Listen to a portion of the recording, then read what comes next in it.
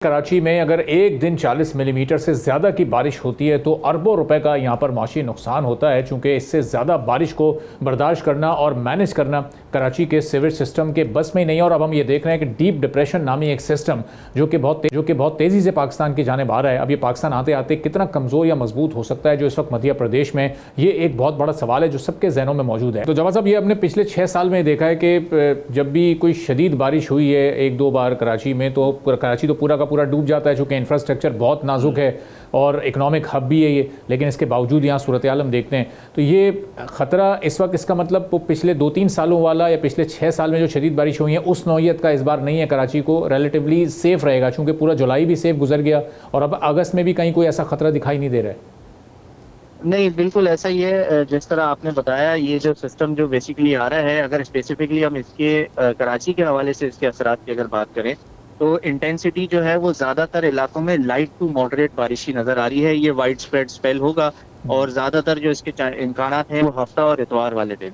तो शहर के अक्सर इलाकों में लाइट टू मॉडरेट बारिश ज़रूर इंशाल्लाह अच्छे चांसेस हैं, उसके काफ़ी अच्छे चांसेस हैं। जबकि थोड़े से जो ईस्टर्न और हमारे जो आउटस्कर्ट्स के जो इलाके हैं, जैसे गुलशन हदीद है, गुलशन मेमार है और बहरिया टाउन है और इसके आसपास के जो थोड़े से आउटस्कर्ट्स के जो मज़ाफ़ाती इलाकों के हैं, यहाँ पर हम देख रहे हैं कि मॉडरेट तो थोड़ा सा हैवी स्पेल जो है वो मुमकिन है।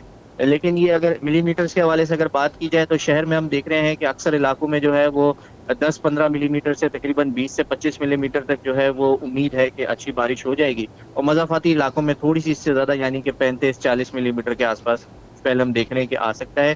डिपेंड्स कि इसका ट्रैक आने वाले दिनों में किस तरह होता है। अगर ये ट्रैक टू यानी कि कच्छ के इलाकों में और अरेबियन सी की तरफ जाता है तो फिर हम कह सकते हैं कि कराची में जो है वो थोड़ी सी बारिश की इंटेंसिटी जो है वो बढ़ेगी। फॉर एग्जांपल, अगर किसी इलाके में हम 10-15 मिलीमीटर एक्सपेक्ट कर रहे हैं तो वहाँ पर जो है वो 15-20-25 मिलीमीटर तक जा सकती है। सिमिलरली आउटस्कर्ट्स में थोड़ी सी मजीद बढ़ेगी। अब जवाब साहब, ज़ाहिर है एक सिलसिला चल रहा है मानसून का, लेकिन ये डीप डिप्रेशन नामी जो सिस्टम इस वक्त भारत से पाकिस्तान की जानिब आ रहा है, ये कितना ख़तरनाक साबित हो सकता है सिंध के लिए? और फिर अगर हम स्पेसिफिकली अगर कराची की हम बात करें, चूँकि इकनॉमिक हब है ये, क्या भरपूर तरीके से हिट करेगा कराची को या थोड़ी हल्की बारिशें होंगी? नहीं, देखिए अबाब भाई, बेसिकली डीप डिप्रेशन जो है ना, ये लो प्रेशर सिस्टम जो बनते हैं अमूमन मानसून के सीजन में, उसकी इंटेंसिटी को जो डिफाइन किया जाता है वो उस तरीके से एक स्केल होता है जिसे डिफाइन किया जाता है। बेसिकली लो प्रेशर बनता है, उसके बाद एक स्ट्रॉन्ग लो प्रेशर बनता है, फिर डिप्रेशन बनता है, फिर एक डीप डिप्रेशन बनता है। इस वक्त ये पिछले 3 दिन पहले जो है खलीज बंगाल में ये एक हवा का कम दबाव बना था और फिर मॉनसून सीजन में ये फेवरेबल कंडीशंस होने की वजह से ताकतवर होता गया और इस वक्त ये सेंट्रल इंडिया के ऊपर एज अ डीप डिप्रेशन यानी कि हवा के शदीद कम दबाव की स्टेज के ऊपर मौजूद है। और आहिस्ता आहिस्ता जो है वो अगले 24 से 36 घंटों के दौरान जो है इसकी मूवमेंट वेस्ट साउथ वेस्ट यानी कि पाकिस्तान के सिंध के इलाकों की तरफ जो है वो नजर आ रही है। अब इसमें बारिशों के हवाले से अगर देखा जाए तो कुछ जो है इसमें क्योंकि ये एक एल नीनो ईयर है तो इसमें अमूमन इस तरीके के इतनी शिद्दत के जो सिस्टम है वो हमारे इलाके तक आते आते जो है वो काफ़ी हद तक कमज़ोर भी पड़ जाया करते हैं।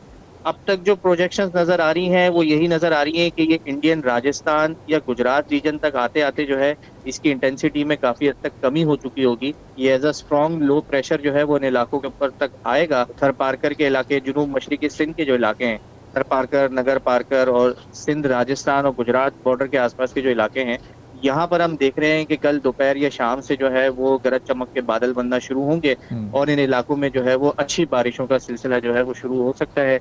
थोड़ी सी आंधी होगी, गरज चमक ज़्यादा हो सकती है क्योंकि वो खुले इलाके हैं और ग्राउंड कंडीशन इस वक्त काफ़ी ज़्यादा हीटेड है और इस तरीके के थंडरस्टॉर्म्स जो उन इलाकों में बनते हैं तो लाइटनिंग और आंधी का जो सिलसिला है वो ज़्यादा देखने में आता है। सही। तो अब जवाब साहब, जी आप कंटिन्यू कीजिएगा, पॉइंट मुकम्मल कर लीजिएगा।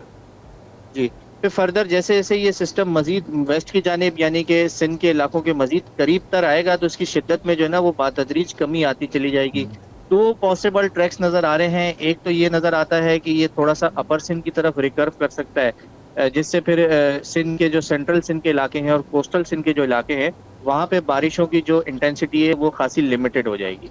दूसरा जो पॉसिबल ट्रैक है कि ये Indian Kutch region, Gujarat region की तरफ आता है तो फिर उसमें ये पॉसिबिलिटी है कि कराची समेत जो हमारे साहिली इलाके हैं, ठट्टा बदीन और कराची केटी बंदर के जो इलाके हैं, यहाँ पे थोड़ी सी जो है वो बारिशों की इंटेंसिटी जो है वो बढ़ती हुई नजर आएगी। ओवरऑल अगले 2 से 3 दिनों के दौरान सिंध में ये इस साल मानसून का पहला अच्छा स्पेल इंशाल्लाह नजर आ रहा है। सही, यानी गवर्नमेंट के लिए इस वक्त जो लोकल गवर्नमेंट्स हैं उनके लिए कोई खास इस वक्त चैलेंज की बात नहीं है, चूँकि मोस्ट प्रोबेबली ये मैनेजेबल होगा 20-25 मिलीमीटर की बारिश को मैनेज करना। अगर वो 40 प्लस में होती है इन मिलीमीटर्स तो फिर शायद थोड़ी उनके लिए प्रॉब्लम होती है, जिस तरह माजी में रही है। बिल्कुल ऐसा ही है। देखिए हमारे पास 25-30 मिलीमीटर भी होती है ना शहर कराची में, तो आपको पता है कि काफी सारे चौक पॉइंट्स हैं जहाँ पर पानी खड़ा हो जाता है, स्पेशली शाहर फैसल पे कई ऐसी जगह है कि 20-25 मिलीमीटर भी बारिश हो जाए। अभी रिसेंटली हमने पिछले हफ्ते देखा था, जो रात के टाइम पे लगातार 2 दिन जो इशा के आसपास जो छोटे मोटे स्पेल आए थे तकरीबन 5-10 मिलीमीटर के, 7 मिलीमीटर के, उसमें भी हमने देखा था कि जगह जगह जो है वो पानी नजर आया था। थोड़े से ट्रैफिक के बहाव में परेशानी थी, लेकिन फिर वक्त के साथ साथ जो ही चीजें क्लियर हो जाती हैं। तो बेहतर यही है कि जो लोकल गवर्नमेंट है, लोकल अथॉरिटीज हैं, वो अलर्ट रहें और इस हवाले से अपने पूरे इक़दाम जो है वो रखें। क्योंकि देखिए हम जो एस्टिमेटेड लगाते हैं ना, वो मिनिमम या मैक्सिमम के हिसाब से लगाते हैं, इसी के आसपास हम एस्टिमेट किया जाता है। लेकिन क्योंकि ये सिस्टम जो है वो ग्राउंड पैरामीटर्स और मॉनसून के जो इस वक्त पैरामीटर चले हैं, उसके थोड़ा सा अगेंस्ट जो है वो पॉसिबिलिटी जरूर शॉर्ट हैवी रेन का स्पेल जो है वो भी आ सकता है। लिहाजा इस चीजों को मद्देनजर रखते हुए तैयारी हमने पूरी करनी है। बाकी फिर बारिश सब्सक्राइब करें और बेल दबाएं ताकि कोई खबर रह न जाए।